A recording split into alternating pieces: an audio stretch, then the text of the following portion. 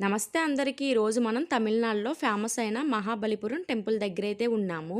ఇది సముద్రం ఒడ్డునైతే ఉంటుంది. ఈ గుడి మీరు చూసినట్టయితే ఈ టెంపుల్‌కి మహాబలిపురం అని ఎందుకు పేరొచ్చిందంటే, మహాబలి అనే ఒక వ్యక్తి అయితే ఈ ప్రాంతాన్ని పరిపాలించేవారు. అందుకని చెప్పి దీనికి మహాబలిపురం అనైతే పేరైతే వచ్చింది. ఈ గుడి యునెస్కో హిస్టరీ టెంపుల్స్‌లో ఈ గుడి కూడా ఒకటి. ఇది సైక్లోన్స్ అంటే ఒక 7 గుళ్ళైతే ఇలాంటివి ఉన్నాయంట. కానీ సునామీని తట్టుకొని ఇలాంటి 7 గుళ్ళైతే సముద్రంలో కలిసిపోయాయి. కానీ ఇదొక్క గుడైతే బయట పడ్డాయి. ఇంకా ఇలాంటి 6 గుళ్ళైతే ఉన్నాయి. ఈ గుడి మీరు చూసినట్టయితే లోపలికి వెళ్ళినట్టయితే ఎటువంటి గాలి గాని, వెలుతురు గాని గుడి లోనికి వెళ్ళకుండా కట్టారు.